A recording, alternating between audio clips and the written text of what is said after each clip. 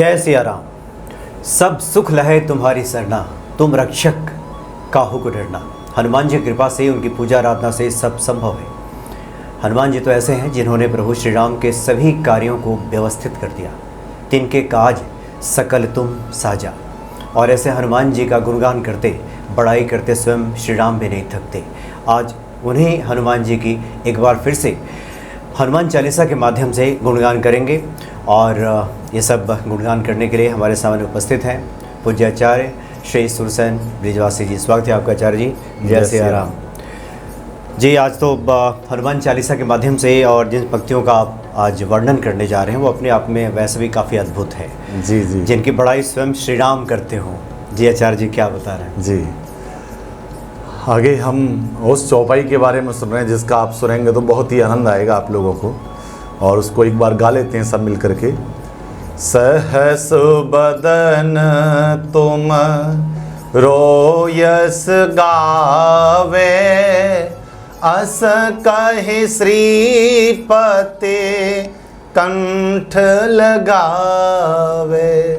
सहस बदन तुम रोयस गावे जी।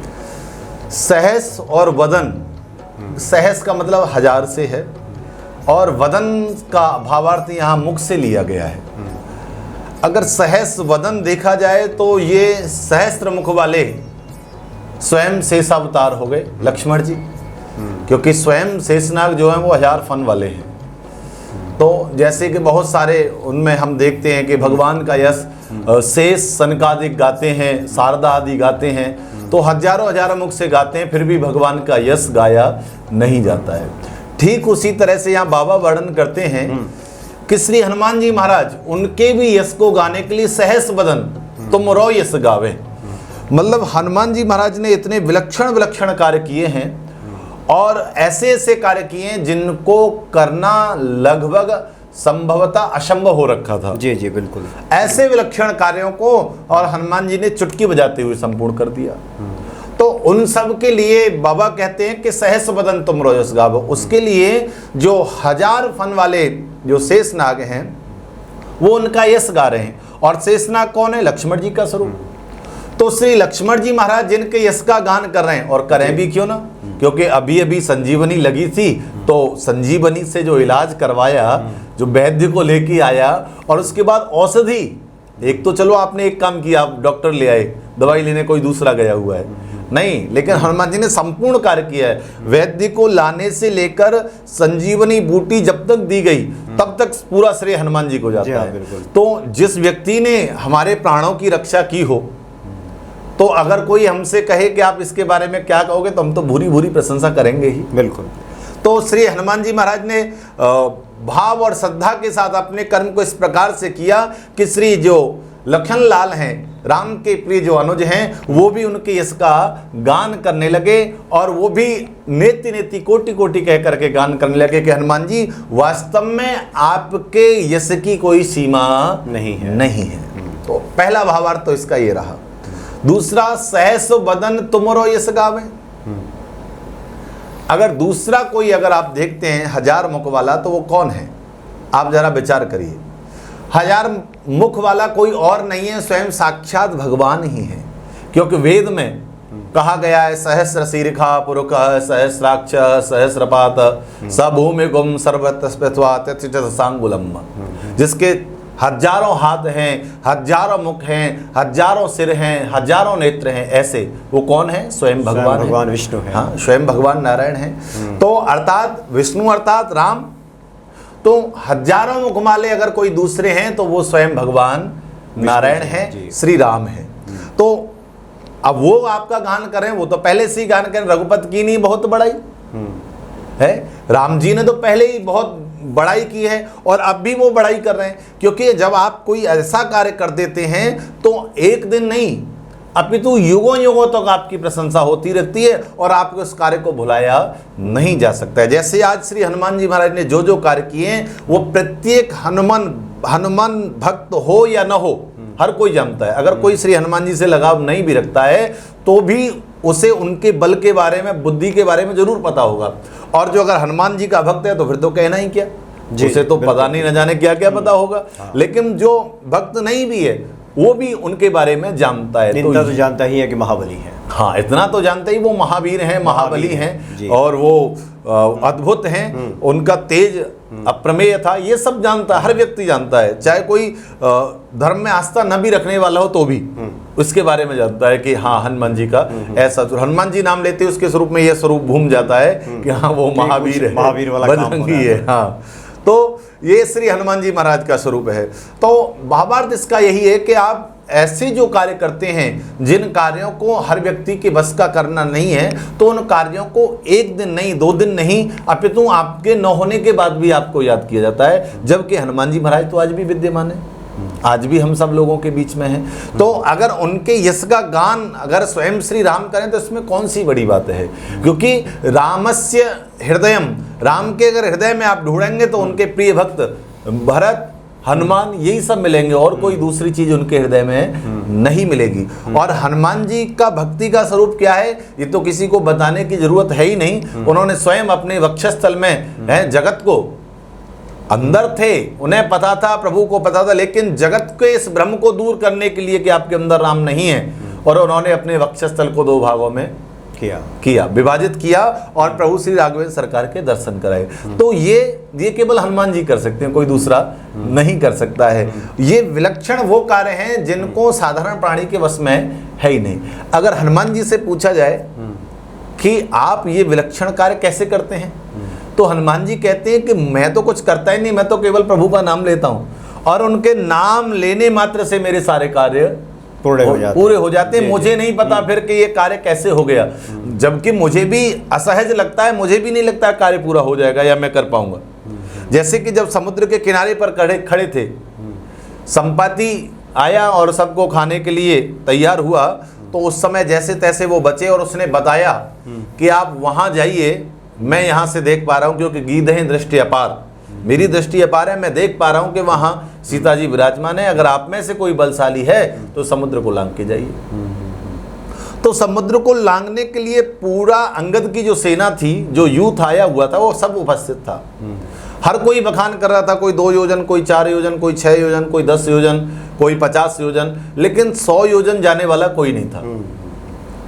केवल जो युवराज थे अंगद जी, उन्होंने कहा मैं चला जाऊंगा 100 योजन, लेकिन लौटने में मुझे संशय है, उसकी गारंटी नहीं। हाँ, उसकी गारंटी नहीं है कि मैं वहां तो पहुंच जाऊंगा, लेकिन वापस आऊंगा या नहीं, ये कोई गारंटी नहीं है। उसमें कई सारे रीजन संत लोग बताते हैं, कुछ अक्षय कुमार को भी बताते हैं कि आपस में दोनों साथ में मित्र थे, जब साथ में पढ़ते लिखते थे तो अंगद इसको मारा करता था, तो इसने तपस्या करके ये वर ले लिया कि मैं अंगद को मृत्यु दंड दूंगा अगर ये मेरे सामने आ जाए। तो इसलिए अंगद ने कहा कि मैं जब तक अक्षय कुमार है तब तक नहीं जाऊंगा, मेरा जाना ठीक नहीं है। तो हनुमान जी ने सबसे पहले उसी को निपटाया जाके, ताकि दोबारा अंगद गए और ठाट से गए और अपना काम उन्होंने किया था। तो उन्होंने कहा चला तो मैं जाऊंगा, लेकिन लौटने में मुझे संशय है, जी संशय का फिरती बारा, लौटने में मुझे संशय है।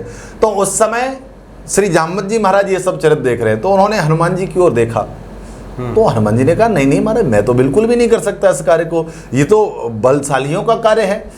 तो इतना अतुलित बल होने के बाद भी जिसे अपने बल का भान नहीं है, उससे विलक्षण और कौन होगा। हालांकि उसमें कई भाव जुड़े हुए हैं, कुछ श्राप का भाव जुड़ा हुआ है, कुछ ये जुड़ा हुआ है। तो जैसे ही उनके बल को उन्होंने समझाया गया, बुझाया गया, और वो कहते हैं जैसे ही मैंने श्री राम जी का नाम लिया, मुझे नहीं पता वो ऊर्जा कहां से आई और ऐसी शक्ति का प्रवेश हुआ कि मैं लंका के उस पार चला गया। मैंने तो केवल प्रभु नाम लिया था और उस भगवत नाम के आश्रय को लेकर के मैंने लंका को पार कर दिया। ये हनुमान जी का कहना है। तो वो कहते हैं कि मेरे अंदर जो ऊर्जा आती है वो केवल भगवत नाम से आती है। अच्छा, और इसमें कोई अतिशयोक्ति नहीं है कि वो कुछ गलत कह रहे हैं, क्योंकि वास्तव में अगर भाव और श्रद्धा के साथ उनका आप अपने इष्ट का स्मरण करें, जैसे हनुमान जी के इष्ट राम जी हैं तो वो उनका स्मरण करते हैं, अगर आपके इष्ट हनुमान जी हैं तो आप हनुमान जी का स्मरण करिए। तो अगर आप अपने इष्ट को भाव के साथ भजते हैं और तादात्म्य होकर के, एकाकार होकर के उसको भजते हैं, तो उसके जो स्वरूप है या उसका जो बल है या उसका जो प्रभाव है वो धीरे धीरे आपके अंदर प्रवेश करने लगता है। देवो भूत्वा देवम यजेत, शास्त्र कहता है देव को पूजना है तो पहले देवमय बनिए। अगर आप हनुमान जी को भज रहे हैं तो पहले आप हनुमान जी के उन सब चीज़ों को प्रयोग में लाइए, उन सब चीज़ों को करिए जिसके हनुमान जी ने किया था, और उनके करने के बाद वो ऐसे महान, उनका सेवा भाव देखिए, उनका बुद्धि का कौशल देखिए, उनकी वाणी का चातुर्य देखिए, उनका वक्तव्य देखिए, हर स्थिति से आपको उसको उतारना होगा अपने जीवन में। जब आप उसे उतारेंगे तो आप अपने आप पाएंगे कि आपके जीवन में एक अलग स्थिति बन रही है और आप दूसरे लोगों से भिन्न हो रहे हैं। आजकल होता क्या है कि हम लोग उतना कर तो नहीं पाते हैं, जरा सा कुछ हमने किया 10-5 दिन कॉल आने लगती हैं कि महाराज जी मैं इतने दिन से कर रहा हूँ लेकिन कोई फ़ायदा नहीं मिल रहा है। तो ये इतना शॉर्ट नहीं है हमने जितना शॉर्टकट बना रखा है। ये तो युगों युगों तक तपस्याएं की, उनका सबका प्रभाव रहा। अगर हम 4 दिन में चाहें तो कैसे हो सकता है, ये तो संभव नहीं है ना। उसके लिए समय देना होता है। अब जैसे जैसे आपका समय बढ़ेगा वैसे वैसे चीज़ें आपकी विकसित होने लगेंगी। न जाने कितने लोगों को, मैं ऐसों को जानता हूँ जिनकी स्थिति कुछ और थी लेकिन वो लगे रहे और जिनके अब कॉल आते हैं कि महाराज जी हम आपके कहे अनुसार लगे रहे और आज स्थिति हमारी बहुत बेहतर है। तो इसका मतलब आपको धैर्य के साथ में कार्य करना होगा, और जो कार्य धैर्य के साथ किया जाता है उसी कार्य का फिर गुणगान होता है, उसी को यश को गाया जाता है। तो हनुमान जी ने कभी जीवन में धैर्य को खोया ही नहीं, हमेशा धैर्य के साथ में लेकर के कहे। अगर हमसे कोई कहे कि भाई संजीवनी तुम्हें लानी है और तुम्हें यहाँ से इतने 100 किलोमीटर जाना है, तो हम तो सुन के ही अपना बेहोश हो लेंगे कि भाई हम तो ये नहीं कर सकते। दूसरा तो सोचेंगे मिलेगा क्या। हाँ, दूसरा ये भी सोचेंगे कि उसका प्रतिफल हमें क्या मिलेगा ये सब करने का। तो हनुमान जी तो केवल कर्म करने में विश्वास रखा उन्होंने, उसके प्रतिफल के बारे में आज तक कभी नहीं सोचा उन्होंने। अच्छा आचार्य जी, जो कि आप जो बातें बता रहे हैं तो एक जिज्ञासा मेरे मन में भी आ रही। चूँकि पूरे हनुमान चालीसा में देखा गया है हनुमान जी कृपा, भगवान राम की कृपा तो है ही, लेकिन आपने अभी जिक्र किया कि बहुत से लोग 4 दिनों में जो प्रतिफल खोजते हैं, हाँ। उस प्रेम तत्व उनके जीवन में गौण होता है या फिर उस पर ध्यान नहीं देते। जिन पंक्तियों का आप वर्णन कर रहे हैं वहाँ देखिए कितना खूबसूरत गोस्वामी जी ने वर्णन किया है कि जहाँ कहीं भी शब्द जब चूकने लगता है वहीं प्रेम की प्रगाढ़ता की शुरुआत होती है। जी। या शब्द जब साथ देना बंद कर दें, हाँ, प्रेम की जब वो भाव दशा इतनी ज़्यादा प्रगाढ़ हो जाए कि शब्द हमारा साथ ना दे। जैसे देखिए कितना खूबसूरत शब्द है कि सहस बदन तुम्हारो जस गावे, इतना कहते हैं, और अस्त कही श्रीपति कंठ लगा। उसके बाद नहीं बोलते, वो गले से ही गले से लगा लेते हैं। बिल्कुल उसके बाद कुछ कहने की आवश्यकता नहीं है। बिल्कुल गले से लगा लिया, ये अपने आप में प्रेम की, ये इसको कह सकते हैं कि ये उसके बाद कुछ है ही नहीं। हाँ, देखिए ये तो शब्दों से बयान नहीं होता। शब्द जब मौन हो जाते हैं तो अपना प्रेम काम करने लगता है, अपना जो स्नेह है वो काम करने लगता है, आपका जो ममत्व है वो काम करने लगता है, क्योंकि वो शब्दों के अंदर सिमट करके नहीं रह सकता। अथवा ये कहिए कि शब्दों में उसे संजोया नहीं जा सकता या बांधा नहीं जा सकता, वो शब्दों से परे है। शब्द तो एक प्रारंभिक स्वरूप हो सकते हैं, लेकिन उसकी जो पराकाष्ठा पहुंचेगी तो वहां पर शब्द काम नहीं करते। वहां तो जब आप प्रेमी और प्रेम का संबंध जब होता है, जब दास और स्वामी का संबंध होता है, और जब प्रेम की पराकाष्ठा बढ़ती है तो मौन में एक दूसरे की बातों को समझा जाता है। फिर आपको कुछ बोलने की आवश्यकता नहीं रहती, संवाद की शुरुआत। हाँ, मौन संवाद वहां से प्रारंभ होता है। जहां शब्द मौन हो जाते हैं तो मौन संवाद प्रारंभ होता है। अर्थात स्वामी को क्या चाहिए सेवक पहचान लेता है और वो चीज उपलब्ध कर देता है। ये कब होता है? जब आप उसकी पराकाष्ठा पे पहुंचते हैं, उस लेवल पे पहुंचते, तब जाकर के होता है। तो प्रभु यही कह रहे हैं कि मैंने उसका हनुमान का यश गाया, तो यश ऐसे ही नहीं गाया, मैंने उसके अंदर देखा कि वो गाने लायक है। ऐसा नहीं कि यश को मेरे कोई गाया सकता है, मेरे अलावा भी किसी के यश को गाया सकता है, तो वो श्री हनुमान जी महाराज है। और लक्ष्मण जी ने गाया, वो कहते हैं स्वयं मैं उसके यश को गाता हूं। और ये किसी को दिखाने के लिए भगवान ने नहीं किया, अपितु हम अगर किसी की बड़ाई करते हैं तो इसलिए करते हैं क्योंकि हमें आनंद हो रहा होता है, हमें अंदर उल्लास हो रहा होता है, हमारे अंदर वो प्रेम उमड़ रहा होता है, हिलोरे ले रहा होता है कि कैसे बाहर निकला जाए। तो उसके प्रारंभ होने का जो तरीका होता है यह बड़ाई होता है, यह सम्मान इस प्रकार से होता है। तो श्री हनुमान जी महाराज के सन्मुख राम जी ने ये यश गाया। और जैसे ही आप इस पंक्ति से हटते हैं और दूसरी पंक्ति, अस कहीं श्रीपति कंठ लगा। अच्छा, अब इसमें एक और बात विलक्षण आती है। आप जो कह रहे हैं वो तो है ही है कि जब शब्द मौन हो गए तो मिलन हो गया, आलिंगन, हाँ आलिंगन हो गया। लेकिन इसमें एक और गुरु लोग गुरुआर्थ ढूंढते हैं कि असके श्रीपति कंठ लगावे। अभी आप थोड़ी देर पहले दिए रघुपति कीनी बहुत बड़ाई, तुम हम प्रिय भरत हैं संभाई, सहस वदन तुम रोज असगावे, असके श्रीपति कंठ लगा। तो यहां से कंठ लगाया, लेकिन यहां से पहले आप देखिए, लाए संजीवन लखन जियाए, श्री रघुवीर हरस और लाए, हृदय में लाए। वहां हृदय में राम जी को लगा, राम जी ने लगाया। लेकिन जब हृदय से लगा लिए तो कंठ से लगाने की क्या आवश्यकता पड़ रही है? अभी 2 मिनट पहले ही आपने हृदय से लगाया है, और उसके बाद क्या किया है आपने, फिर आपने हजारों मुख से उनकी स्तुतियां गाई हैं, उनके यश को गाया है, उनके नाम को गाया है। उसके बाद आप हृदय से नहीं लगा रहे हैं, उसके बाद आप कंठ से लगा रहे हैं, गले से लगा रहे हैं। इसका भावार्थ क्या है? इसका भावार्थ यह है कि श्री राम जी कहते हैं कि देखिए, जीवन में व्यक्ति विष पचा सकता है, वो सहज है, वो सरल है, लेकिन मान बड़ाई को पचा पाना उससे कठिन है। हर व्यक्ति इस मान को, बड़ाई को नहीं पचा सकता, सर चढ़ के बोलने लगता है। हाँ, वो उसका कोई मद प्रभावित हो न हो, लेकिन ये बड़ाई मद ऐसा होता है कि व्यक्ति को तुरंत छा जाता है और उसमें मदमस्त हो जाता है, वो फिर अपने वास्तविक स्वरूप को तुरंत भूल जाता है, बोलने में देर नहीं करता। काय मदन आई। हाँ, बिल्कुल सही बात कह रहे हैं आप। तो हनुमान जी महाराज को गले लगाने का भावार्थ यह है कि राम जी यह कह रहे हैं कि आप ध्यान दीजिए, मैं आपको कंठ लगा रहा हूं, मैं आपको गले लगा रहा हूं, और आप ही शिव के अवतार हैं। तो शिव अवतार में आपने विष का पान किया था। जब आपने शिव अवतार में विष का पान किया तो आपने उस विष को कहां रखा? कंठ में रखा। अंदर नहीं ले गए, कंठ के अंदर रखा। किसी ने कहा भाई अंदर ले जाओ, कंठ में गले में क्यों रख रखा है? तो शंकर जी ने कहा कि देखो भाई, बात ऐसी है कि मेरे जो अंदर है, जो हृदय है, वहां पर मेरे प्रभु राघवेंद्र सरकार रहते हैं, श्री राम जी रहते हैं, और अगर मैं इस विष को अंदर ले जाऊंगा तो मेरे आराध्य को कष्ट होगा, उन्हें पीड़ा होगी। इसलिए मैं अपने आराध्य को पीड़ा नहीं देना चाहता, इसलिए मैं इसको कंठ में रखना चाहता हूं। और बाहर इसलिए नहीं निकाल सकता क्योंकि बाहर निकाल लूंगा तो जगत का अहित होगा।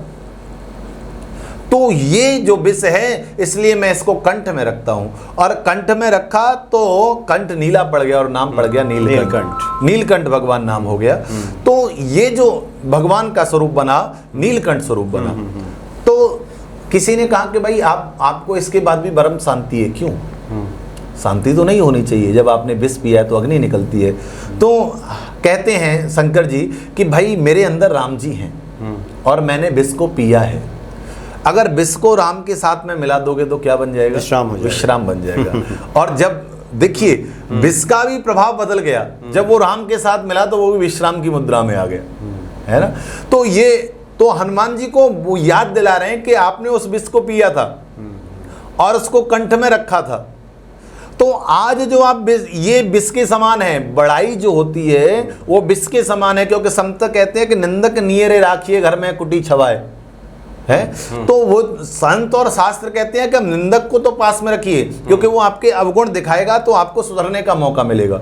लेकिन जब आप अपने पास प्रशंसक रखते हैं तो आपको सुधरने का मौका नहीं मिलता है। फिर आपको ऐसे लगता है कि आप ही सर्वे सर्वा हैं, आपसे बड़ा कोई नहीं है। आपका इतना यश गाया जा रहा है, इतना मान गाया जा रहा है, इतना बड़ाई हो रही है, इसका मतलब आप सर्व समर्थ हैं और आपके अंदर कोई अवगुण नहीं है। जब ऐसा भाव व्यक्ति के अंदर बनता है तो व्यक्ति गलती करता है, त्रुटि करता है, और उसका कारण यह होता है कि फिर पतन होता है। तो इसलिए राम जी कंठ लगा रहे हैं, कंठ का ध्यान दिला रहे हैं कि आपको ये जो मान बढ़ाई है इसको हृदय तक नहीं ले जाना है, आपको इसको कंठ में ही रखना है। आप उससे नीचे नहीं ले जाएंगे। आप नीचे ले जाओगे क्योंकि आप मेरे चहेते हो और आप मेरे भरत जैसे हो, तो इसलिए मैं आपको इससे नीचे इसको नहीं ले जाने दूंगा। आप कंठ तक रखिए इसको नीचे मत ले जाइए। इसलिए प्रभु श्री राम कह रहे हैं कि इसलिए मैं आपको कंठ लगा रहा हूं। अस कई श्रीपति कंठ लगावा, इसलिए प्रभु श्री राम उस कंठ को लगा रहे हैं, गले से लगा रहे हैं, उस भावार्थ को दिखाते हुए कि आपको यह सब करना है। क्योंकि जीवन में व्यक्ति के साथ जब बड़ाई बढ़ती है ना तो उस व्यक्ति सब कुछ भूल जाता है। मुझे एक दृष्टांत याद आ रहा है इसमें। एक कोई बढ़िया आर्टिस्ट था, अब वो इतना बढ़िया आर्टिस्ट था कि अपनी जैसी अनेकों मूर्तियां बनाने में वो चतुर था, निपुण था। अब कहीं से उसे ज्ञात हुआ कि अमुक समय पर उसकी मृत्यु होने वाली है। आर्टिस्ट था तो उसने सोचा कि अगर मैं अपने जैसे बहुत सारे लोग बना लूं और जिस समय मृत्यु आनी हो उस समय उनके साथ में बैठ जाऊं तो हो सकता है कि कुछ भ्रम हो जाए, यमराज को भ्रम हो जाए। हाँ, यमराज को भ्रम हो जाए। और मैंने सुना है कि अगर जो निश्चित समय है अगर वो चूक गया तो फिर कुछ नहीं होता है। तो उसने पहले तो प्राणायाम जाकर के सीखा, योग सीखा ताकि श्वास को रोक सके। उसके बाद उसने जो समय था उससे पहले अपनी जैसी 9 मूर्तियां बनाई। और बैठी हुई ध्यान मुद्रा में 9 मूर्ति बना करके और 4 इधर रख ली, 5 इधर रख ली और बीच में खुद बैठ गए। अब जैसे ही यमदूत लेने के लिए आए, क्योंकि उनका तो है, लेने के लिए आएंगे, लेने के लिए आए तो उन्होंने देखा कि भाई लेने तो हम एक को आए हैं, यहाँ पर 10 लोग बैठे हैं, अब इनमें से लेना किसको है? ये तो सब एकदम मूर्ति स्वरूप दिख ही नहीं रहे, जीवंत दिखाई दे रहे हैं। कलाकृति उसकी ऐसी थी कि प्रत्येक मूर्ति ऐसे लग रहा था मानो कभी बोल पड़ेगी, और वो भी उनमें ऐसे ही बैठा हुआ है मौन। जब ऐसी स्थिति देखी तो वो भ्रमित हो गए, तो उन्होंने कहा भाई यमराज जी से संपर्क साधिए कि यहाँ तो 10 लोग हैं, लाना किसको है ये तो बताइए। जब यमराज जी से कहा तो यमराज जी ने कहा भाई ऐसा तो नहीं हो सकता, व्यक्ति तो एक ही है, 10 तो नहीं हो सकते और सब कुछ सेम नहीं हो सकता। कि नहीं महाराज यहाँ पर 10 लोग हैं, आए आप चाहें तो स्वयं आकर के देख लीजिए। यमराज आए तो उन्होंने देखा, वो भी आश्चर्यचकित हुए कि भाई वास्तव में यहाँ तो 10 लोग बैठे हैं और सबके सब एक समान स्वरूप वाले हैं, अब हमें किसे लेना है? तो उन्होंने कहा हो सकता है ब्रह्मा जी को सृष्टि निर्माण करते समय कोई फॉल्ट हो गया, तभी तो एक साथ 10 लोग एक जैसे हो गए, नहीं तो ब्रह्मा की सृष्टि में कोई भी एक जैसा नहीं है, कुछ ना कुछ अंतर तो जरूर मिलेगा आपको, किसी के नाक में, किसी के कान में, किसी कहीं ना कहीं कोई ना कोई भिन्नता रहती है। तो ब्रह्मा जी का आगमन हुआ और ब्रह्मा जी को बुलाया गया। जैसे ही ब्रह्मा जी ने देखा वो समझ गए कि ये मनुष्य की चतुराई है और कुछ नहीं है।